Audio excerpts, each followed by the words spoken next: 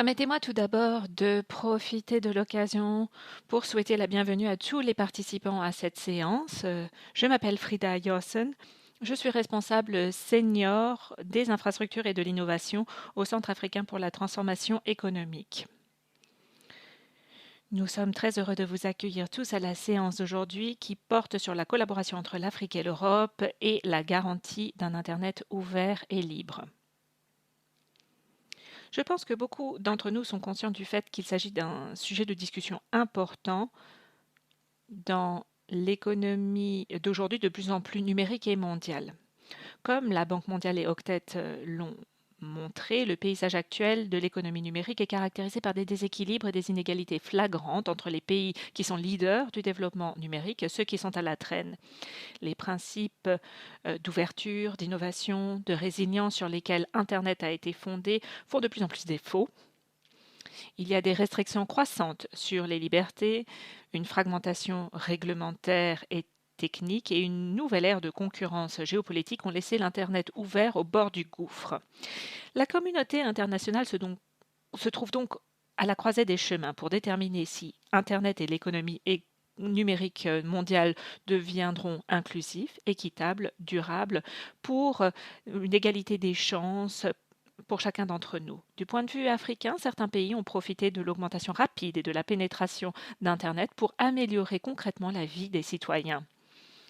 Malgré une faible pénétration d'Internet, l'Afrique a devancé d'autres régions pour devenir un centre de financement mobile de pair à pair, enregistrant près de la moitié des 1,2 million de comptes d'argent mobile dans le monde. On estime que d'ici 2025, l'économie de l'Internet peut apporter 180 milliards à l'économie africaine. Pourtant, les écarts sociaux dans l'utilisation des services numériques et les inégalités spatiales dans les infrastructures numériques limitent ce potentiel. Pour ce qui est de l'Union européenne, elle encourage une approche réglementaire centrée sur les personnes et la combine avec un modèle basé sur le marché qui met l'accent sur la protection des données individuelles et de la vie privée. Mais il reste à voir si cette approche peut rentrer en concurrence avec les offres d'autres acteurs. On voit des pays comme les États-Unis, la Chine, qui ont étendu leurs activités et leurs investissements dans le développement numérique dans les pays du Sud. Comme nous le savons, au cours du sommet de l'Union européenne et de l'Union africaine en février, ils viennent à la fois de présenter des opportunités et des défis immédiats pour le partenariat, y compris un cadre d'un paquet d'investissement de 150 milliards. Mais nous savons que même avec ces investissements, la fracture numérique va au-delà des lacunes en matière d'infrastructure et d'accès à Internet. De plus en plus, cela doit être compris comme en termes de capacité des pays à façonner leur propre développement numérique, à préserver leur propre souveraineté numérique et à influencer la gouvernance internationale à l'établissement de règles dans ce domaine. Au cours des 40 prochaines minutes, notre panel d'experts va discuter de la manière dont les parties prenantes de l'Union européenne et de l'Union africaine peuvent conjointement soutenir et promouvoir un Internet ouvre et libre. Quelques points d'intendance avant de passer à notre panel. Je souhaitais simplement vous informer que nous utiliserons la boîte de discussion pour les questions. Il y aura la possibilité de procéder à une séance de questions-réponses après le panel. Et si vous souhaitez nous envoyer une question, un commentaire, nous les regrouperons à la fin de la discussion du panel et on aura la possibilité d'y répondre à ce moment-là. J'ai à présent le grand plaisir de vous présenter nos panélistes distingués de la journée. On va passer par ordre alphabétique et commencer par Karishma Banga, qui est économiste à l'Institut d'études du développement. Elle se concentre sur le commerce international, le numérique, les technologies et travaille en tant que chargée de recherche dans le pôle numérique et de technologie. Certains de ses travaux portent sur la mise à niveau des chaînes de valeur mondiale, la numérisation, les marchés du travail et les négociations commerciales numériques, en particulier dans les économies africaines et en Asie. Bienvenue Karishma, vous pouvez nous faire un petit signe. Ensuite, nous avons Jan Hofmeier, qui est responsable de la recherche et de la politique à l'Institut pour la justice et la réconciliation. Jan est un analyste sociopolitique spécialisé dans l'exploration des tendances émergentes et des méga-tendances en Afrique subsaharienne. Il dirige le département de la recherche et de la politique de IJR, qui est l'un des premiers think tank africain dans le domaine de la justice transitionnelle et de la conciliation de la paix. Il travaille aussi pour un groupe consultatif en Afrique qui travaille énormément sur différents projets très intéressants en Afrique. Nous avons aussi parmi nous Christina Ment, qui est experte en démocratie à l'Académie estonienne de gouvernance électronique. Christina travaille avec des organisations de la société civile et du secteur public pour les aider à naviguer dans le monde numérique. Elle travaille avec des organisations de la société civile et du secteur public pour améliorer les méthodes et les outils numériques et pour une bonne gouvernance de manière réactive. Et nous avons aussi parmi nous Chloé Teven, qui travaille au Centre européen de gestion des politiques de développement. Et elle se concentre sur la gouvernance numérique, le partenariat numérique dans l'Union européenne, géopolitique du développement, etc. Elle est chercheuse pour le programme qui travaille sur l'Afrique du Nord et le Proche-Orient à Washington. Elle travaille aussi avec beaucoup d'autres consultants sur ces questions-là. Donc nous avons un groupe extraordinaire. Soyez tous les bienvenus et nous sommes ravis de vous avoir. Donc je crois que j'ai parlé suffisamment maintenant. Et on va commencer avec Karishma, si vous le permettez. Karishma, nous pouvons peut-être refaire un état des lieux du contexte et des défis auxquels nous sommes confrontés dans la réalisation d'un Internet ouvert et libre. Pouvez-vous nous parler un petit peu des différences entre l'Europe et l'Afrique et des parties prenantes en ce qui concerne les défis et les chances à saisir dans le secteur numérique, surtout en ce qui concerne la réalisation d'un Internet ouvert et libre? Oui, merci et merci pour ces remarques d'introduction. Merci à tous de participer à cette séance. Vous avez déjà évoqué des points essentiels sur lesquels je veux axer mon intervention, à savoir des questions d'accès et les cadres réglementaires fragmentés que vous avez mentionnés. Je pense que justement dans un contexte post-crise sanitaire, le commerce numérique et Internet dans son ensemble sont apparus de plus en plus comme une sorte de voie d'atténuation des effets économiques de la Covid-19. Et nous avons vu qu'il y a eu un énorme pic de trafic Internet, une adoption des réseaux sociaux, du commerce en ligne en général. Mais je pense qu'il est important de comprendre que les modèles d'accès à Internet et plus largement au commerce numérique, ainsi que leur utilisation, diffèrent de manière assez significative entre les deux continents.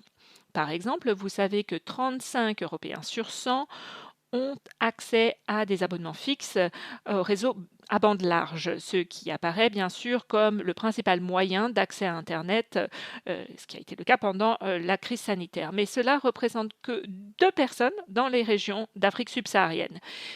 Et même les recherches sur Internet induites par la pandémie que nous avons observées dans les différents pays se sont faites au prix d'une baisse des débits de large bande dans plusieurs pays africains où ils ont diminué de 20%. Nous avons constaté que la couverture d'Internet s'est étendue, mais cela s'est fait au détriment de la vitesse d'Internet.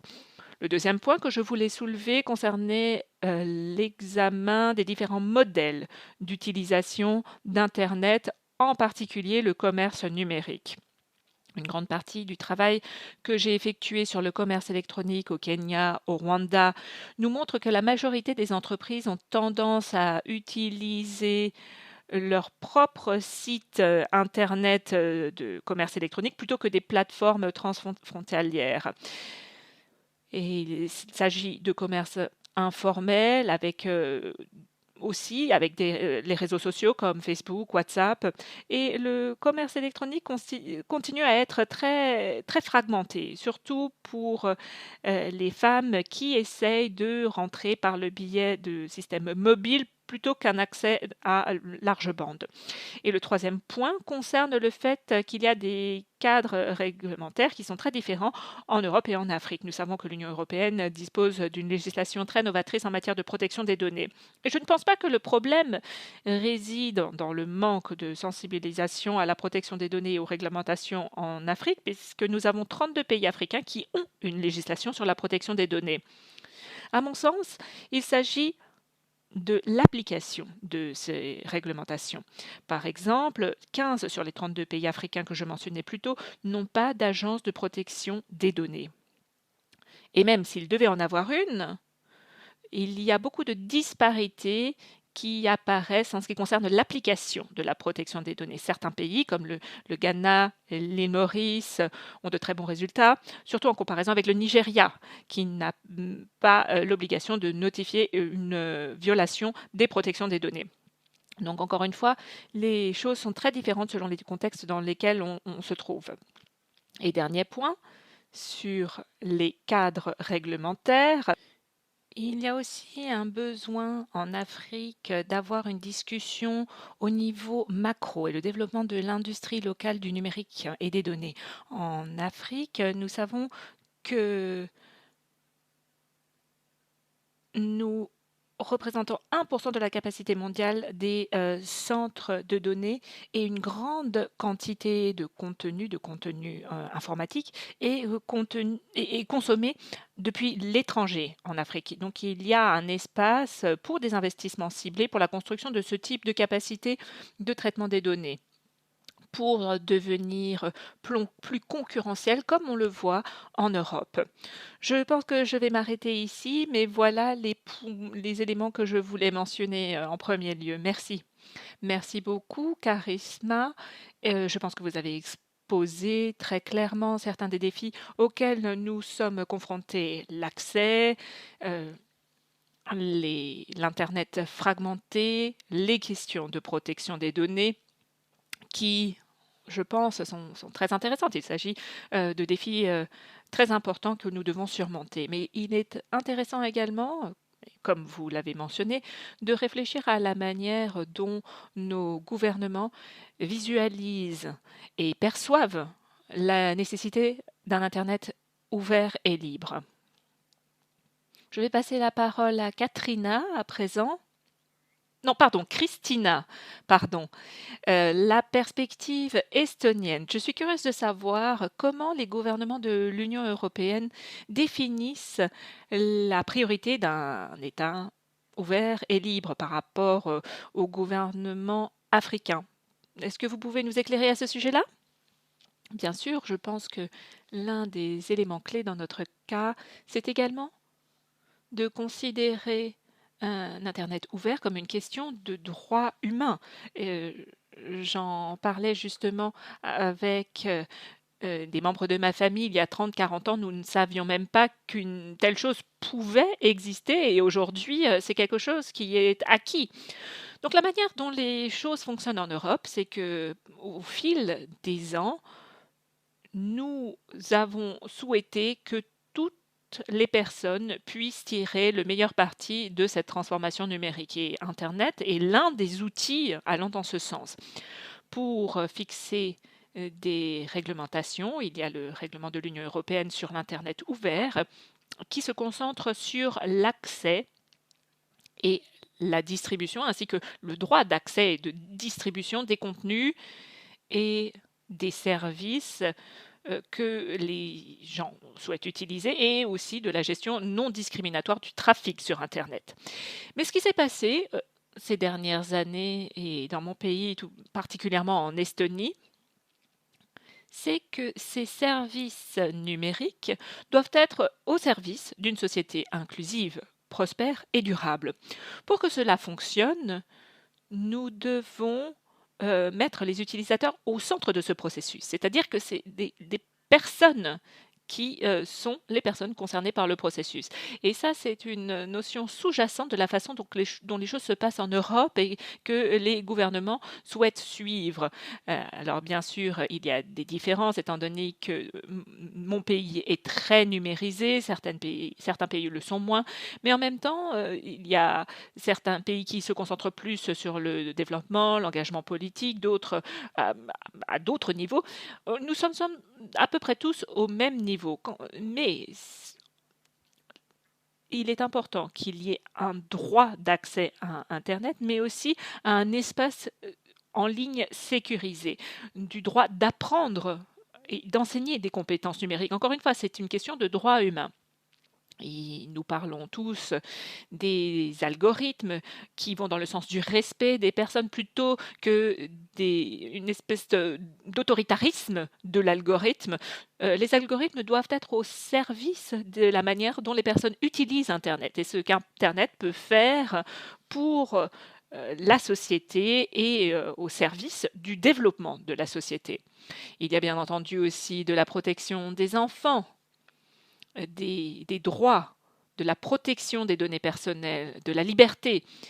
Et bien sûr, nous parlons aussi d'ouverture. Et je reviendrai sur certains de ces points dans quelques instants. Toutefois, les gouvernements européens et la Commission européenne sont en train d'établir une déclaration européenne sur les droits et principes numériques pour la décennie du numérique dans laquelle nous nous trouvons aujourd'hui. J'ai déjà mentionné certains de ces principes, donc le principe d'Internet libre que nous voulons poursuivre en Europe. Et en Estonie, il y a certaines discussions et ce que j'apprécie tout à fait. Donc, bon, bien sûr, il y a toujours les questions de la cybersécurité, de la protection des données, de l'accès, etc. Mais ce qui est intéressant aussi, c'est le partage de la culture, ce qui est possible aujourd'hui par Internet. Et ça devrait être disponible pour tous, ainsi que le droit à la liberté d'expression, la liberté de s'exprimer comme on le souhaite sur Internet. Nous avons déjà parlé de la protection des données personnelles et stockées sur Internet, mais ce qui devient de plus en plus difficile à mesurer, c'est aussi la dignité sur Internet, sans craindre la cyber-intimidation ou le vol d'identité. Nous avons également parlé de l'accès aux services numérisés. Dans la plupart des pays, les services sont numérisés aujourd'hui. Donc lorsqu'on se décide de concevoir un nouveau service, il est conçu de telle manière à ce qu'il puisse être accessible sur des plateformes numériques. Voilà tous les éléments desquels nous discutons en Europe. Et il y a aussi la question de la responsabilité et qui a pour tâche de promouvoir l'ouverture et la liberté d'Internet. Mais nous en reparlerons un peu plus tard. Oui, merci Christina. Je crois que toutes les questions que vous venez de soulever sont très importantes. Et si on prend la perspective africaine, je sais que l'Union européenne a mis en place une stratégie qui fait écho à certains des éléments que vous venez de mentionner. La question est de savoir comment cela se traduit-il réellement sur le terrain. Les gouvernements sont confrontés à un certain nombre de problèmes, non seulement en ce qui concerne l'accès, mais aussi les implications de la crise sanitaire sur leur économie et de voir si effectivement il est possible de donner la priorité à un Internet ouvert et sûr. Et si nous avons des parties prenantes africaines parmi nos participants, je vous encourage à prendre la parole dans la boîte de discussion. Si vous voyez que vos gouvernements donnent vraiment la priorité à l'Internet ouvert et sûr, il serait très intéressant d'entendre vos perspectives, vos points de vue. Et pour les partenaires européens, il en va de même. Nous y reviendrons un petit peu plus tard. En parlant de tout cela et de l'approche européenne, j'aimerais à présent m'adresser à Chloé. Je sais que aujourd'hui, il y a des changements qui se produisent Mais quels sont ces changements qui se déroulent en Europe et comment est-ce que l'Union européenne et ses États membres travaillent conjointement avec leurs partenaires dans la promotion d'un Internet ouvert et libre? Est-ce que vous voyez des changements dans cette approche? Merci, Frida. L'approche de l'Europe est née dans le contexte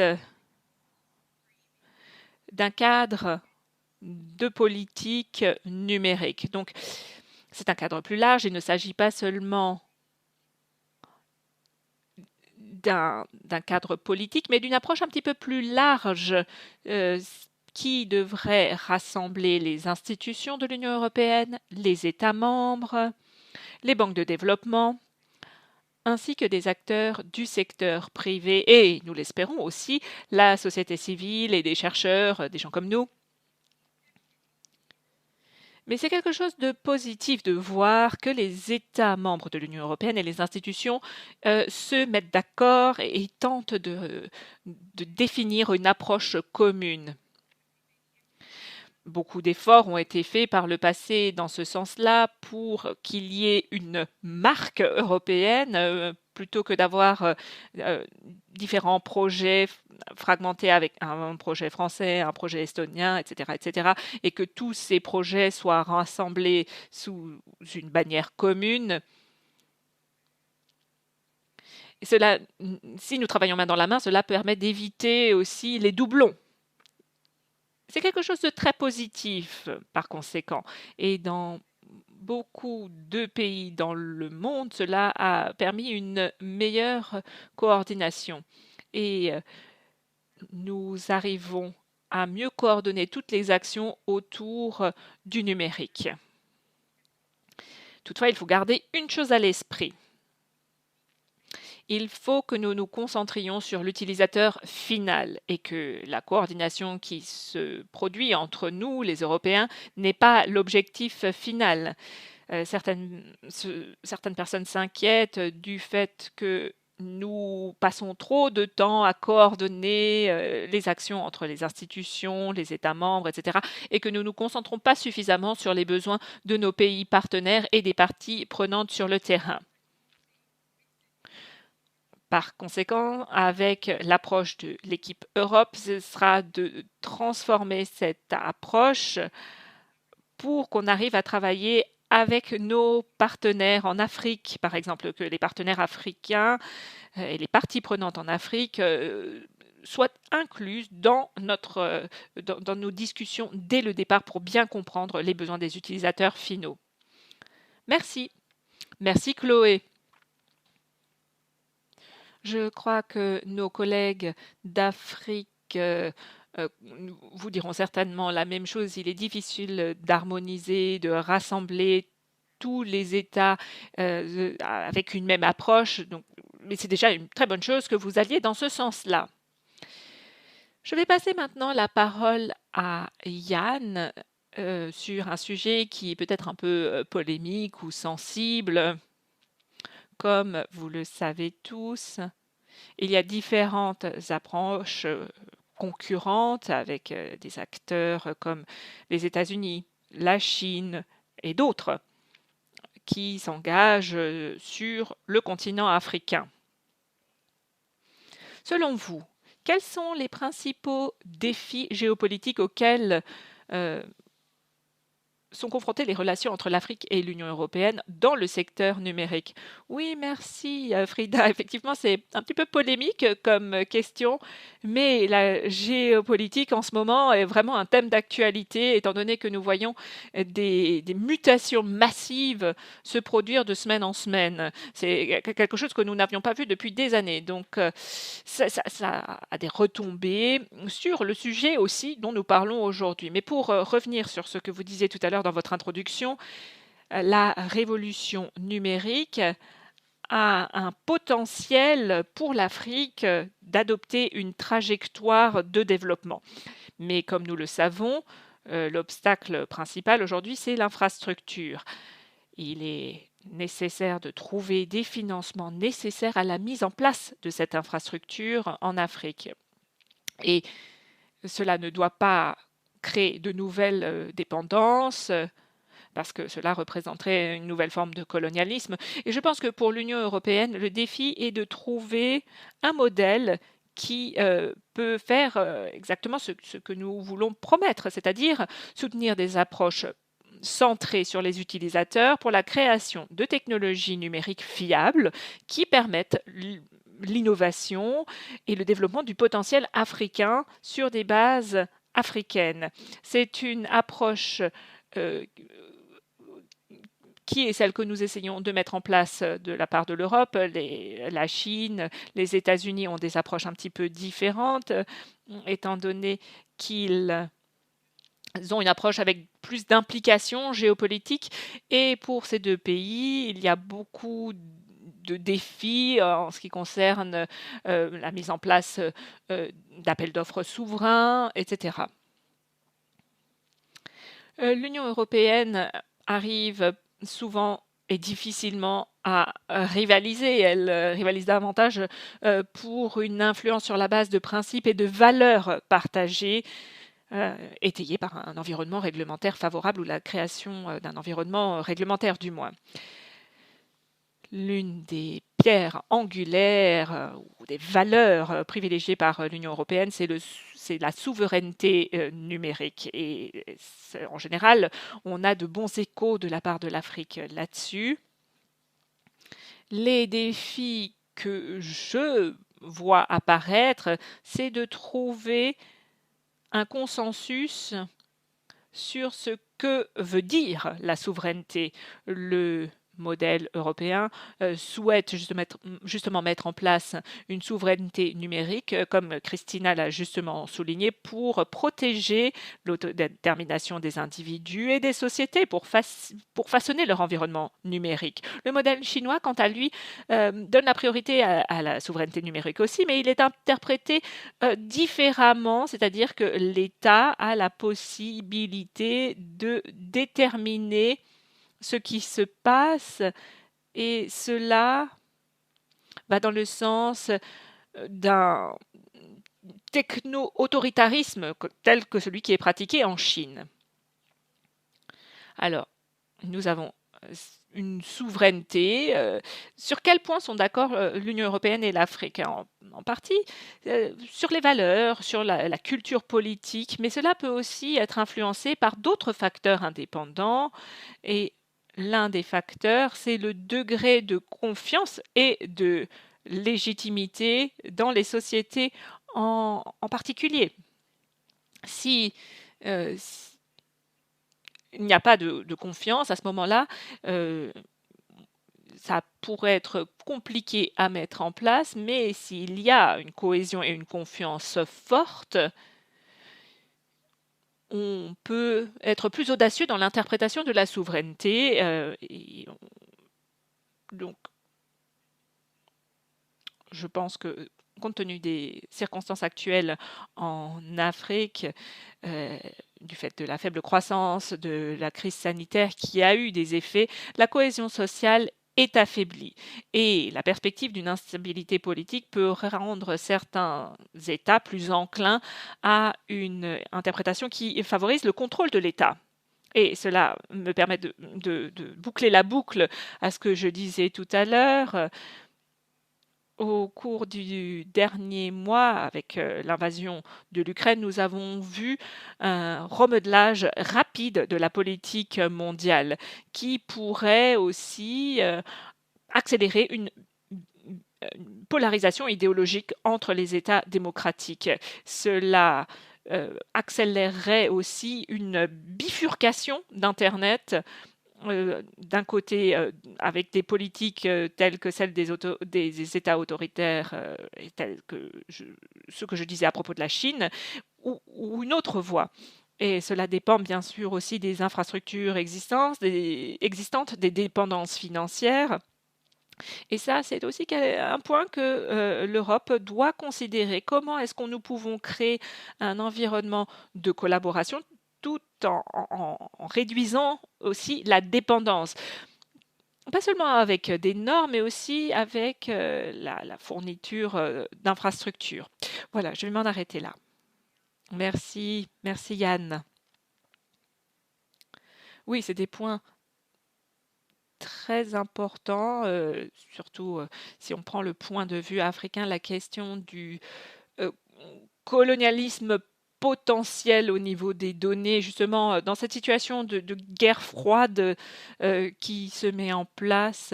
Il est très important de prendre en ligne de compte ces choses-là, de les garder à l'esprit, qu'elles soient présentes lorsque nous discutons des principes d'un Internet ouvert et libre. Cela m'amène à ma prochaine question. Chloé, c'est une question qui s'adresse à vous. Compte tenu de ce que nous venons d'entendre, des partenariats, de tout ce qui est en jeu, comment pensez-vous que l'Union européenne peut soutenir la vision de l'Afrique pour un Internet libre et ouvert tout en trouvant un équilibre, sachant que nous voulons promouvoir une vision centrée sur l'utilisateur? Comment est-ce qu'on peut trouver un équilibre entre ces deux éléments? D'un côté, être les champions du numérique, mais d'un autre côté, se concentrer sur l'utilisateur. Alors, il y a trois choses que j'aimerais aborder ici. Le premier concerne le processus, ensuite l'infrastructure et les compétences, et enfin la recherche et l'analyse.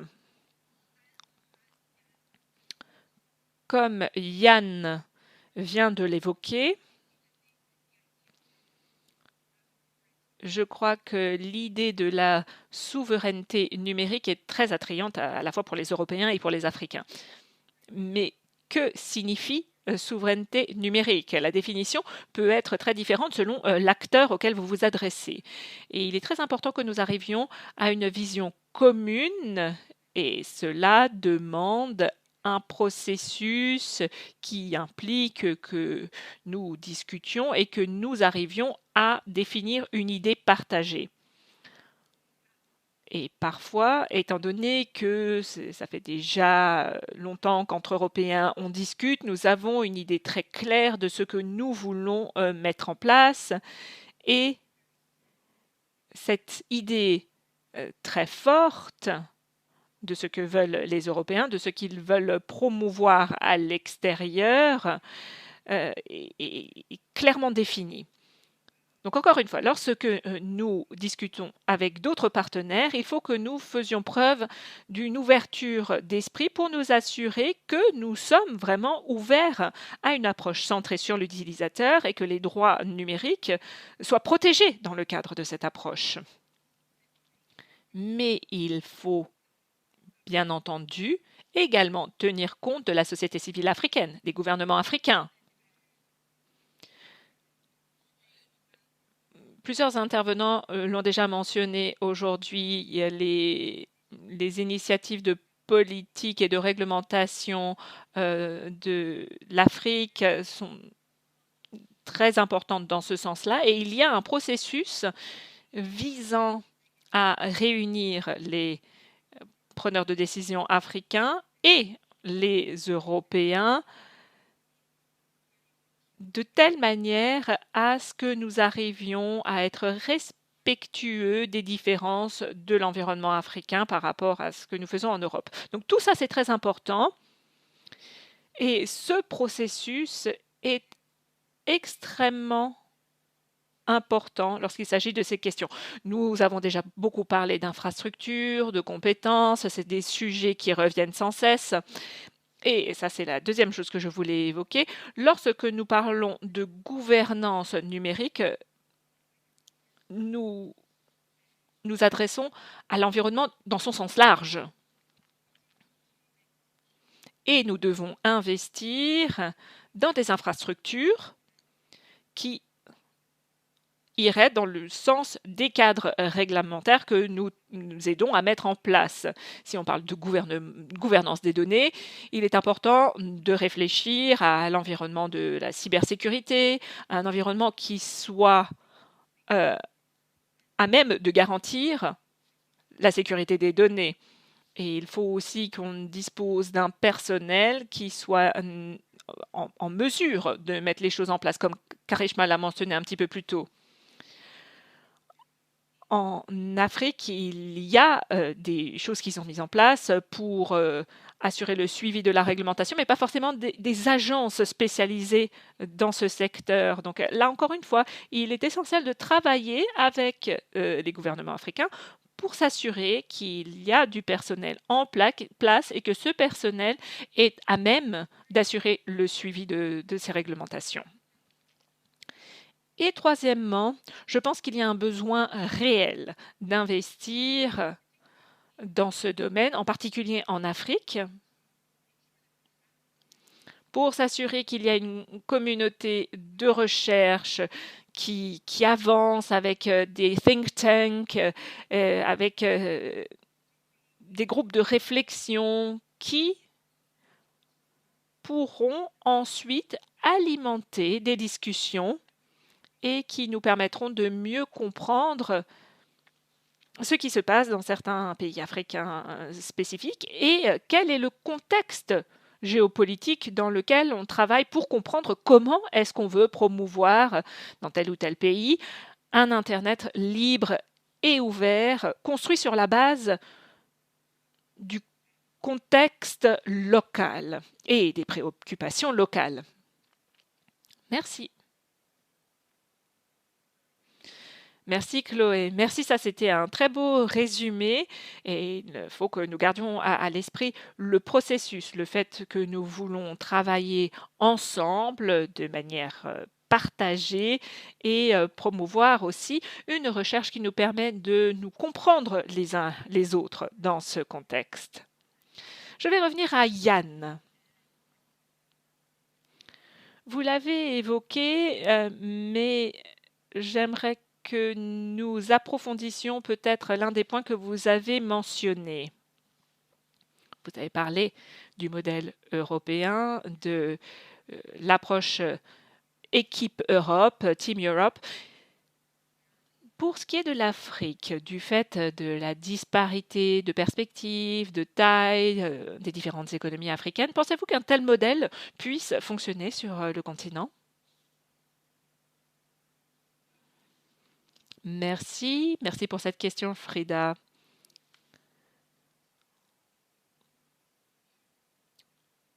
Oui, je pense justement que du fait de tout ce que tout ce que vous avez mentionné, il est important qu'on ait un travail d'équipe. Euh, en tant que Sud-Africain, j'aime beaucoup le sport, en particulier le rugby, et cette dynamique d'équipe, pardon, est très importante à mes yeux. On sait que les membres de différentes équipes peuvent occuper différents postes, pour ainsi dire, et il est important d'avoir des bonnes équipes capables de créer une stratégie qui permet d'exploiter au mieux la stratégie. Donc, on ne se repose pas uniquement sur les talents de certains individus, mais il faut avoir une équipe qui soit brillante et talentueuse pour arriver à atteindre les objectifs en termes de stratégie.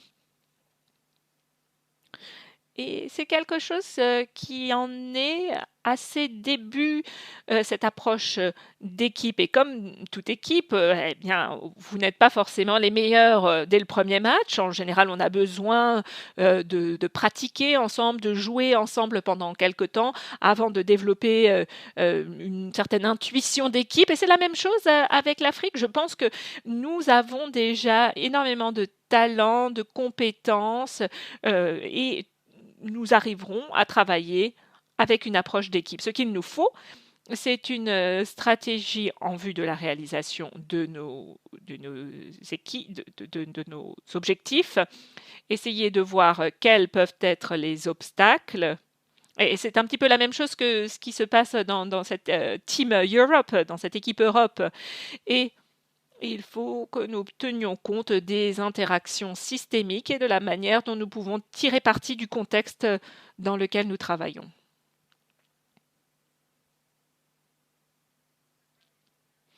C'est une très belle analogie que vous venez de faire. Je ne suis pas très rugby, mais je suis fan de foot. Et c'est exactement le même concept finalement, le même esprit. Nous ne sommes pas euh,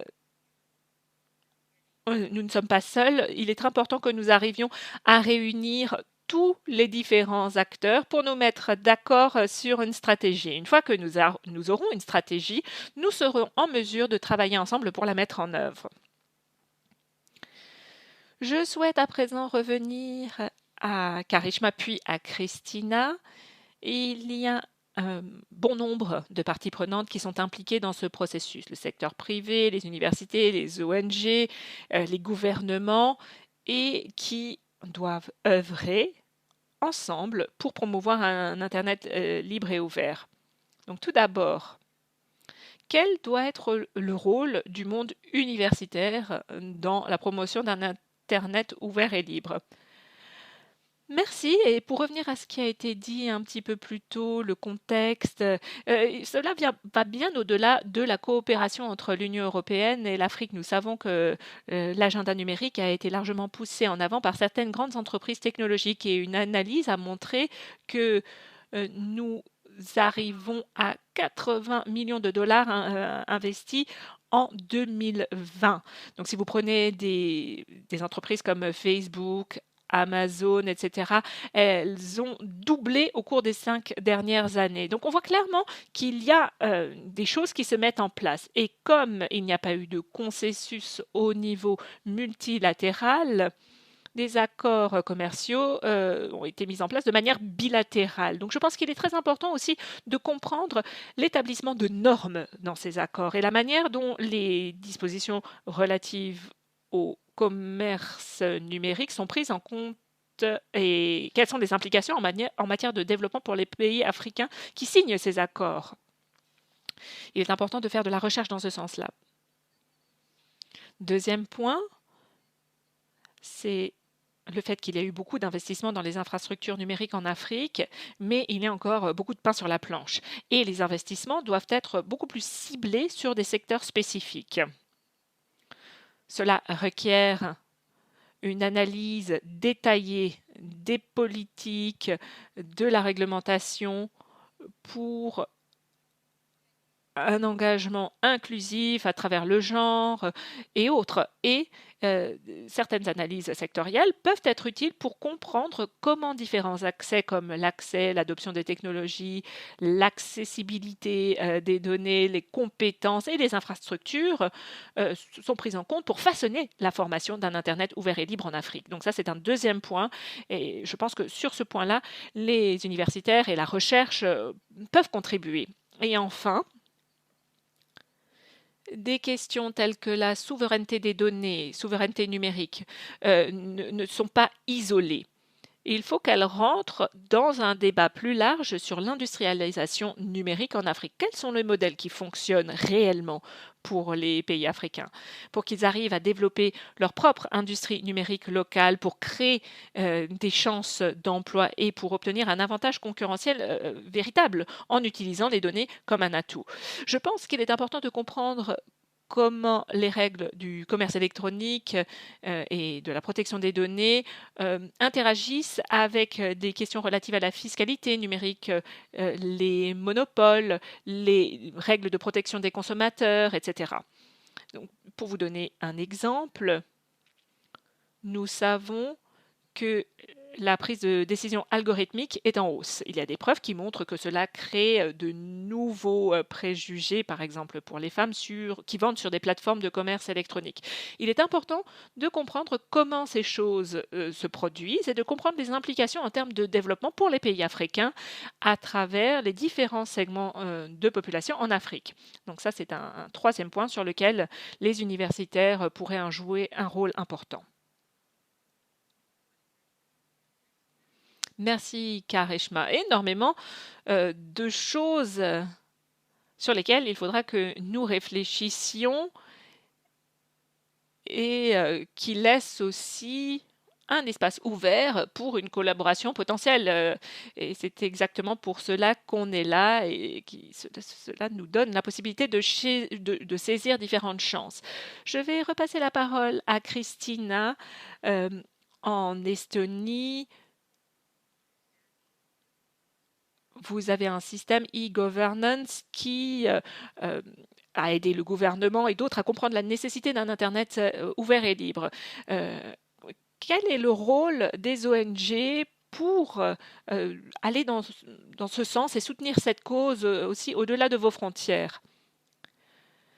En fait, il y a 3 éléments clés à prendre en ligne de compte. La première est la promotion de la responsabilité numérique.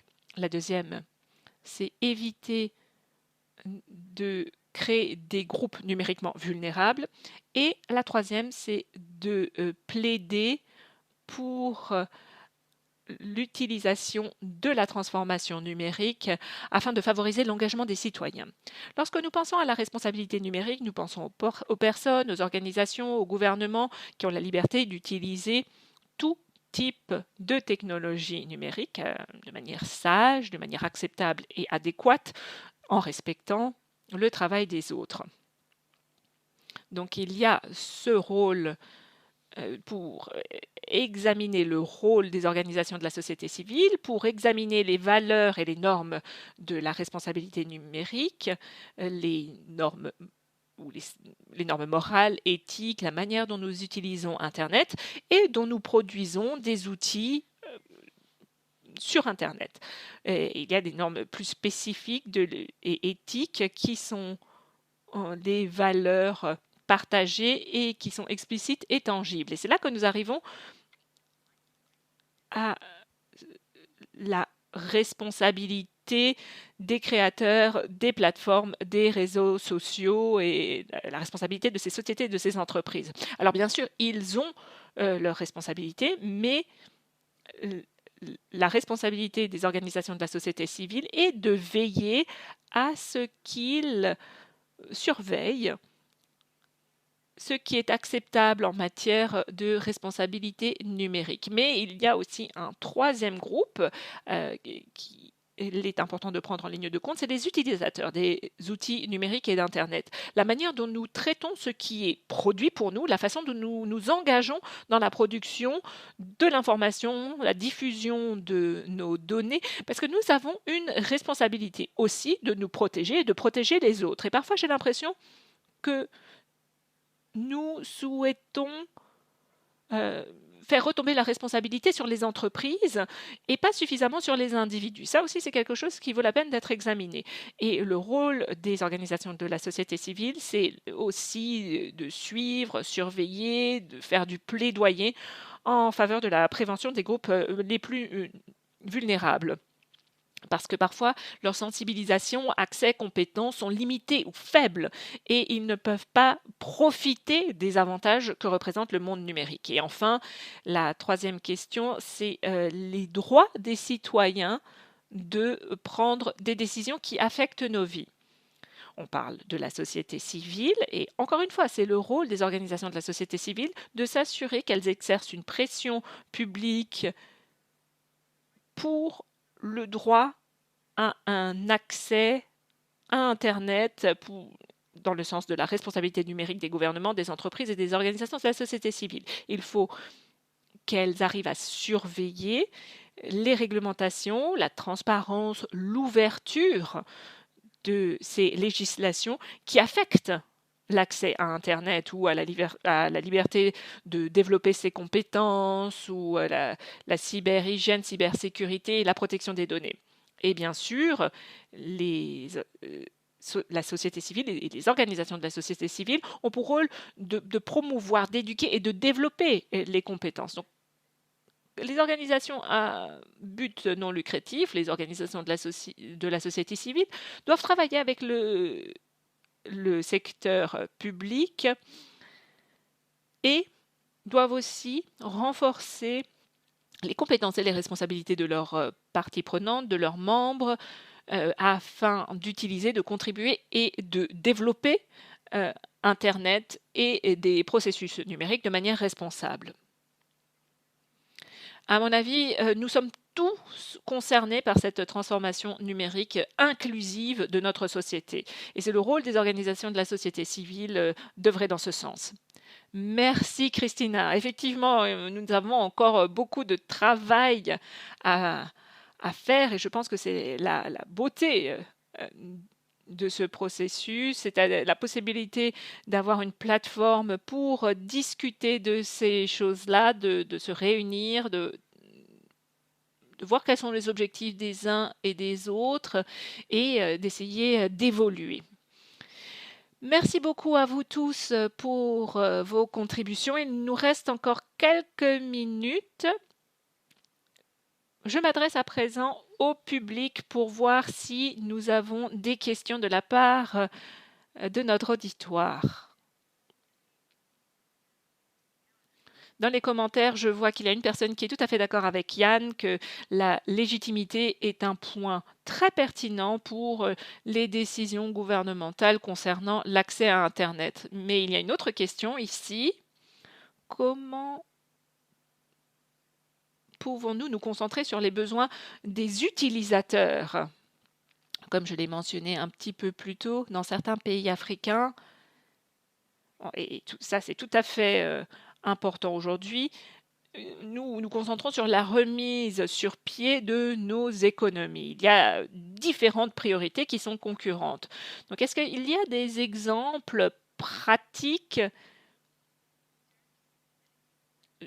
sur lesquels peuvent se baser les gouvernements pour justement se concentrer sur les besoins des utilisateurs et une approche qui soit centrée vraiment sur l'utilisateur?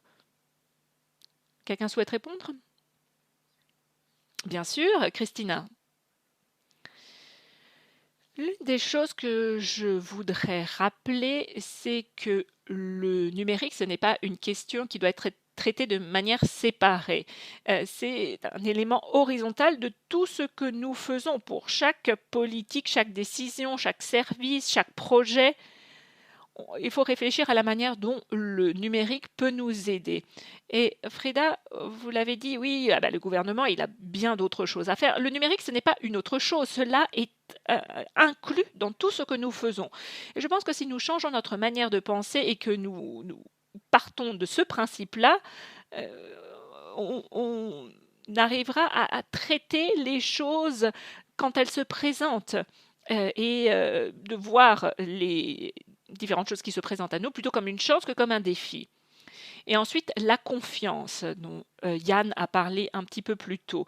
Il faut que nous nous fassions confiance, que nous fassions confiance en nos organisations, nos gouvernements et en notre discipline interne pour avoir recours intelligemment aux solutions numériques et à Internet. Ah oui, effectivement, Christina, vous avez tout à fait raison. Ça peut être en quelque sorte un catalyseur. C'est pas quelque chose de secondaire qui se passe en parallèle. Oui, c'est un très bon élément. Est-ce qu'il y a d'autres réflexions sur ce point en particulier? Alors, je vais passer à la question suivante. Bon, je ne sais pas si c'est une question ou juste un commentaire, mais nous pouvons l'examiner d'un point de vue pratique.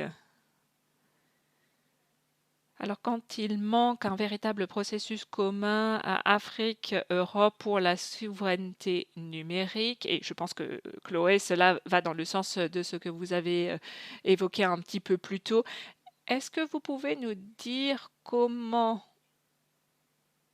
ce processus des relations entre l'Union européenne et l'Union africaine peuvent améliorer le processus?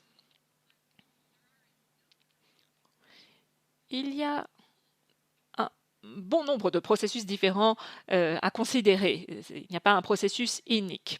Comme Charisma l'a dit, la souveraineté numérique, ce n'est pas quelque chose qui est détaché ou séparé de tous les autres processus autour du numérique. C'était exactement dans le même cadre sur la manière selon laquelle l'Union européenne peut apporter son soutien à l'Union africaine avec des protocoles, etc., des investissements qu'on a déjà évoqué un petit peu plus tôt avec Global Gateway.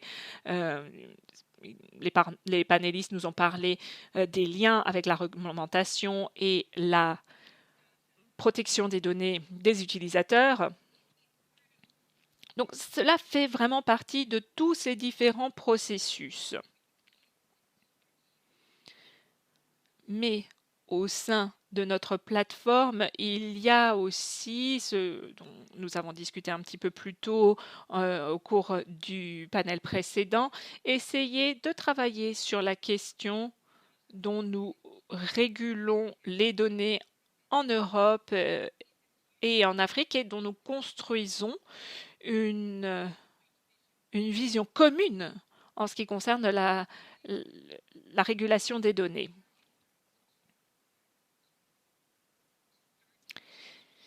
Il est nécessaire de faire des efforts pour une construction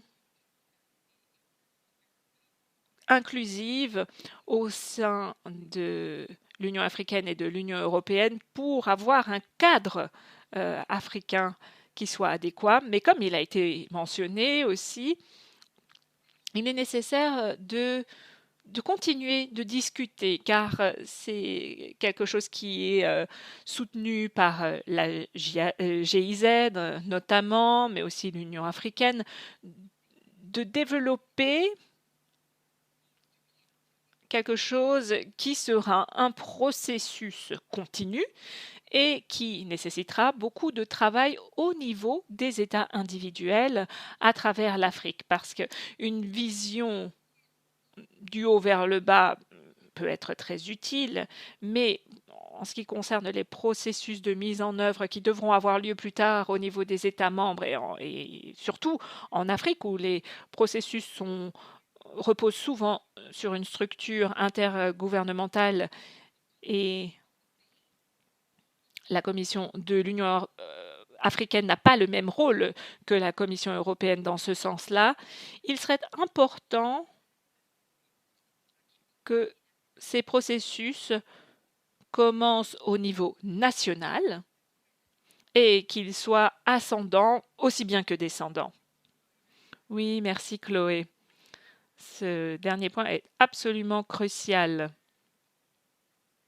On le voit bien avec d'autres législations, des protocoles de libre-échange et de circulation, avec des approches du haut vers le bas, donc descendante, il y a toujours des difficultés d'adoption. Donc ça aussi, c'est un point essentiel qui doit être pris en ligne de compte. Il nous reste encore quelques minutes et nous pouvons encore prendre une question. Okello nous dit qu'il y a beaucoup d'innovations sociales qui transforment les prestations de services dans les pays africains. L'Union européenne peut être un allié solide pour investir et développer ces solutions, mais nos gouvernements ont été lents jusqu'à présent. Comment faire pour que nos gouvernements soient amenés à examiner les innovations sociales provenant d'acteurs civiques? Alors, est-ce que vous avez des idées?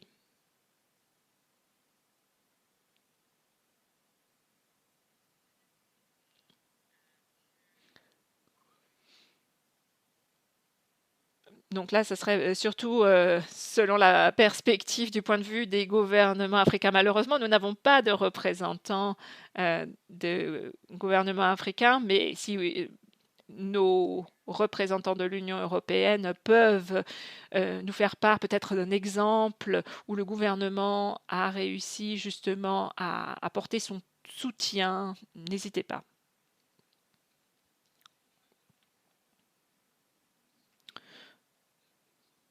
Je peux tenter, pas forcément dire ou aller dans le sens de ce que les gouvernements doivent faire, mais plutôt aller dans le même sens que ce qui a été décrit avec l'équipe Europe, donc travailler avec le monde des affaires en Afrique. Je crois qu'il est nécessaire de se concentrer, et là je me réfère à l'Afrique du Sud, et il y a une grande entreprise de multimédia qui s'appelle Naspers et qui investit dans un grand nombre de startups à travers le pays, mais aussi sur le continent. Donc, je pense qu'il est important de voir qui sont les géants de la communication et ce qu'ils font.